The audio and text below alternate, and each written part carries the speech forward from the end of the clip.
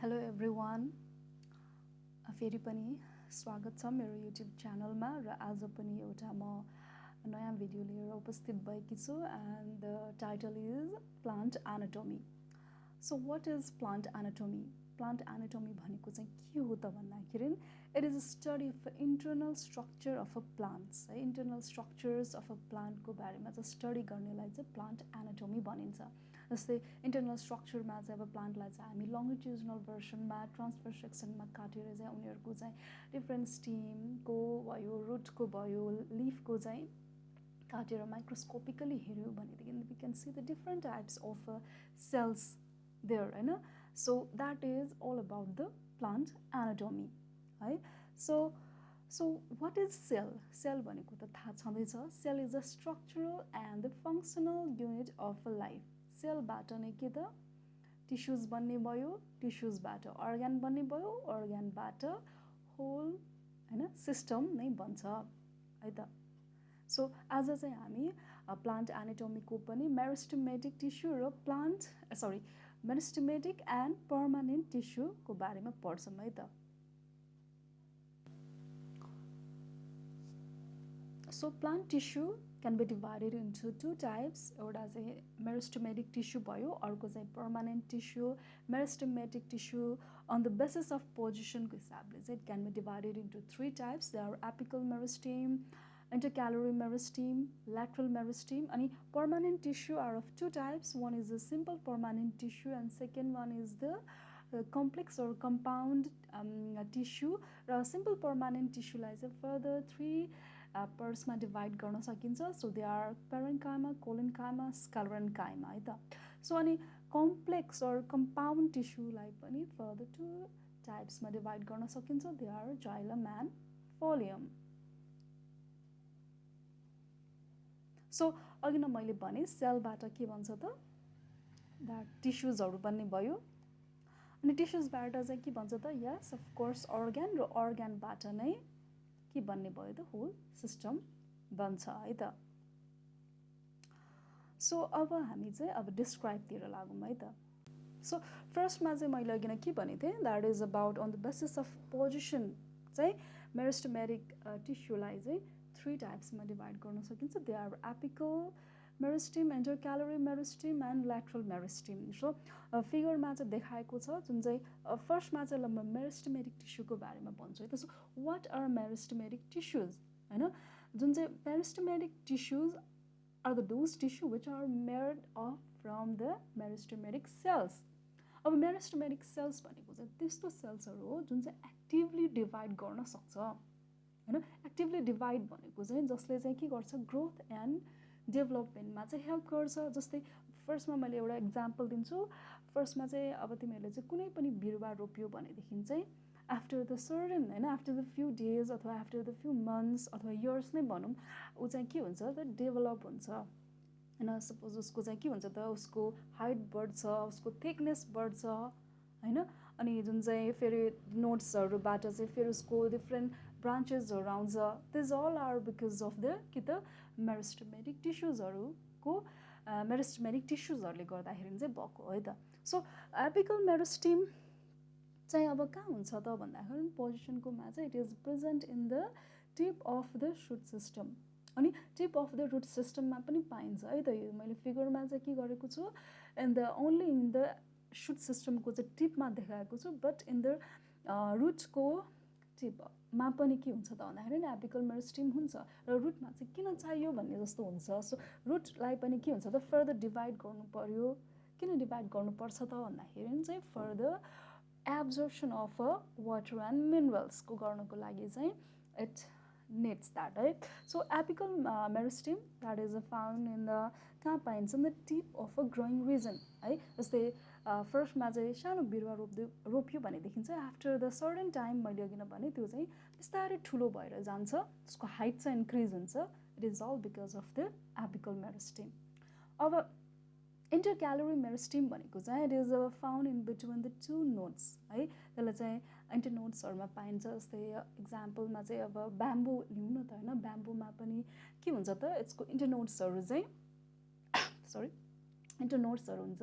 अनि त्यो चाहिँ ब्याम्बो चाहिँ एकदमै के हुन्छ त छिटो बढ्छ है सो छिटो बढ्छ भनेदेखि चाहिँ that is all because of the intercalary meristem अब यहाँबाट चाहिँ डिफ्रेन्ट के हुन्छ त ब्रान्चेसहरू पनि आउँछ है त अनि ल्याटरल मेरिस्टेममा चाहिँ के गर्छ त भन्दाखेरि यसले चाहिँ के गर्छ it helps to provide the thickness of a plant जस्तै अब सिम्पल एउटा बिरुवा होइन पछि गएर चाहिँ ठुलो ट्री बन्छ भनेपछि चाहिँ उसको ट्री बनिसकेपछि त उसको थिकनेस त के हुन्छ त इन्क्रिज भएको हुन्छ पहिलाको भन्दा चाहिँ एकदमै ठुलो साइजको चाहिँ हुन्छ होइन that is all because of the कि त ल्याटरल मेरिस्टेमको ले गर्दाखेरि है त so this is all about the meristematic tissue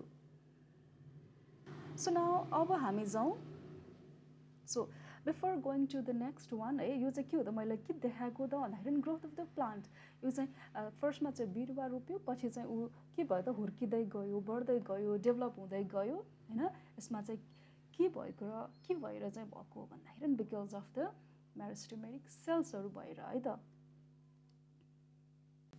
so अब चाहिँ छ सिम्पल पर्मानेन्ट टिस्यु अब पर्मानेन्ट टिस्यु भन्ने बित्तिकै चाहिँ के आउँछ त भन्दाखेरि उसको ग्रोथ चाहिँ ऊ हुँदैन उसको चाहिँ ग्रोथ चाहिँ कम्प्लिटली स्टप भएको हुन्छ है पर्मानेन्ट टिस्युजहरूमा अब सिम्पल भन्ने बित्तिकै चाहिँ the tissues which are made of from the one types of cells होइन एउटै टाइपको सेल्सहरूबाट बनेको छ भनेदेखि चाहिँ के भन्ने भयो त सिम्पल पर्मानेन्ट टिस्यु भन्ने भयो जस्तै राउन्ड छ भनेदेखि राउन्ड टाइपको मात्र हुने भयो त्यहाँ होइन ओभल छ भने ओभलबाट मात्र बनेको हुनु पर्यो होइन so they are the simple permanent tissue अब सिम्पल पर्मानेन्ट टिस्युज पनि देयर आर अफ 3 टाइप्स एउटा चाहिँ प्यारेन्काइमा कोलेन्काइमा र स्क्लेरेन्काइमा है त अब यो मध्येमा पनि दुईवटा चाहिँ लिभिङ हो एउटा चाहिँ डेड हो है त so parenchyma and collenchyma they are the living अनि अर्को स्क्लेरेन्काइमा चाहिँ दे आर डेड है अब यो किन डेड भयो भने एकछिनमा भन्छु है त म सो प्यारेन्काइमा होइन प्यारेन्काइमाहरूमा चाहिँ के हुन्छ दे आर चाहिँ इन्ट्रोसेलुलर स्पेसिसहरू हुन्छ फर इक्जाम्पल जस्तै लोटस लिउँ न त होइन लोटस चाहिँ मजाले पानीमा चाहिँ के भइरहेको हुन्छ ऊ चाहिँ ग्रो भइरहेको हुन्छ ऊ चाहिँ होइन अनि ऊ चाहिँ मजा पानीको माथि चाहिँ ऊ मजाले ग्रो भइरहेको हुन्छ सो कसरी चाहिँ त्यो पोसिबल भयो भन्दाखेरि that is because of a parenchyma होइन प्यारेन्काइमाको पनि एउटा चाहिँ टाइप हुन्छ द्याट इज अ एरेन्काइमाले चाहिँ के गर्ने गर्छ त भन्दाखेरि it will gives a buoyancy to the plants जसले गर्दाखेरि चाहिँ प्लान्ट्सहरू चाहिँ मजाले चाहिँ के हुन्छ त वाटर प्लान्ट्सहरू अझ एक्वाटिक प्लान्ट्सहरू चाहिँ मजाले फ्लोट हुन्छ बिकज अफ अ एरेन्काइमा भनेको चाहिँ it's a type of a parenchymatous cells है सो अब नेक्स्ट प्यारेन्काइमाको अर्को टाइप भनेको चाहिँ के त क्लोरेन्काइमा प्यारेन्काइमामा चाहिँ इफ देयर इज अ होइन फोटोसिन्थेटिक पिगमेन्ट छ अथवा त्यो चाहिँ if there is a green in colour छ भनेदेखि चाहिँ के त they are known as a chlorenchyma है क्लोरेन्काइमा यसले चाहिँ के गर्छ त भन्दाखेरि it helps in a growth it helps in a photosynthesis because there is a photosynthetic pigment which is green in color अब अर्को चाहिँ प्यारेन्काइमेटस सेल्समा पनि अर्को चाहिँ के हुन्छ त if there is a no green pigment छैन भनेदेखि चाहिँ यसले अफकोर्स फोटोसिन्थेसिस त गर्दैन तर यसले चाहिँ के गर्छ it helps in a storage of a food है स्टोरेज अफ द फुड अनि फुड चाहिँ गर्ने भयो त सो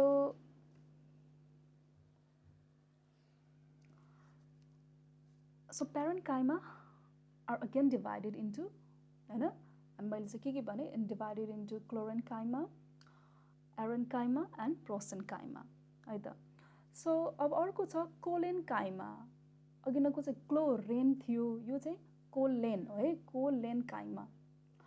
कोलेन्काइमा यसको चाहिँ के हुन्छ त भन्दाखेरि सेल वाल चाहिँ एकदमै थिक हुन्छ जसले गर्दाखेरि चाहिँ यसले चाहिँ मेकानिकल सपोर्ट दिन चाहिँ हेल्प गर्छ जस्तै सनफ्लावर प्लान्टहरू चाहिँ अब इक्जाम्पल दिएको है मैले सो सनफ्लावर प्लान्ट चाहिँ के हुन्छ द्याट्स ग्रो होइन चाहिँ ग्रो हुन्छ अनि त्यहाँ चाहिँ के हुन्छ त भन्दाखेरि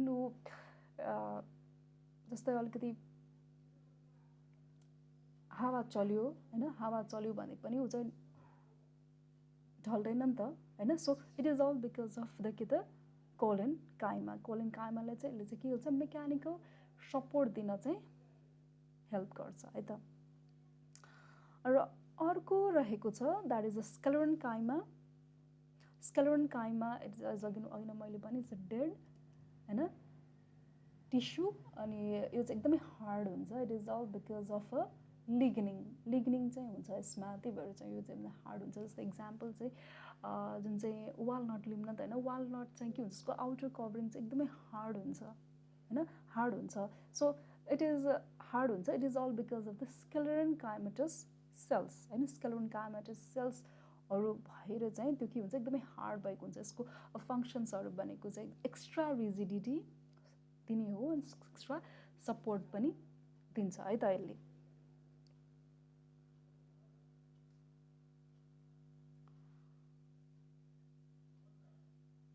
सो यसको ब्रिफिङ गर्नु पर्दाखेरि चाहिँ हामी चाहिँ के भन्छ, मैले चाहिँ के भने simple permanent tissues are of three types. They are parenchyma, collenchyma and स्क्लेरोन्काइमा.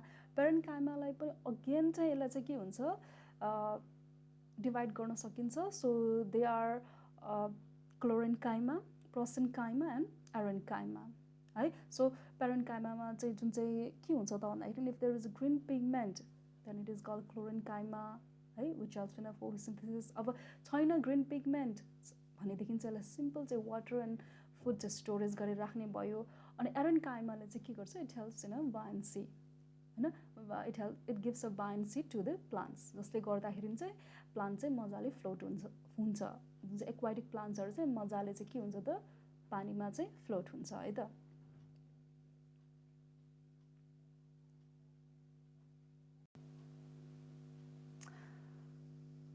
So next one चाहिँ के हो त भन्दाखेरि चाहिँ कम्प्लेक्स पर्मानेन्ट टिस्यु.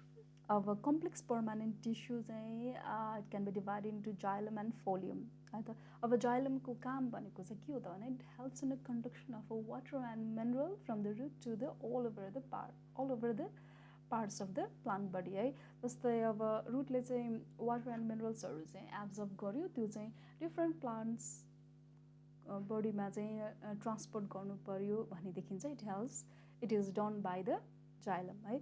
अब जाइलम चाहिँ केबाट बनेको हुन्छ त भन्दाखेरि प्यारेन्काइमेटस सेल्स, फाइबर्स, भेसल्स एन्ड ट्र्याकेट्स. र भेसल्स एन्ड ट्र्याकेट्स कम्बाइन्डली चाहिँ हामी ट्र्याक्टरी एलिमेन्ट्स पनि भनिन्छ. र due to the presence of a vessels and tracheids है, xylem can transport the water and minerals to the all over the plant's body है त. So अर्को चाहिँ के हुन्छ, प्यारेन्काइमेटस सेल्सको काम भनेको चाहिँ के त, फुड स्टोरेज गरेर राख्ने भयो. अनि फाइबर्सको काम भनेको चाहिँ के गर्ने भयो, प्लान्टलाई चाहिँ सपोर्ट दिने भयो. अब जाइलमलाई चाहिँ हामी केसँग पनि एक्चुअली इमेजिन गरेर हेर्न मिल्छ त भन्दाखेरि जस्तै हामी घरमा चाहिँ जुन चाहिँ प्लम्बिङ हुन्छ नि त होइन, जस्तै ट्याङ्कीमा पानी हुन्छ अनि डिफ्रेन्ट चाहिँ रुममा चाहिँ पानी चाहिँ हामीले अभाइलेबल हुन्छ, जस्तै किचनमा भयो, बाथरुममा भयो होइन.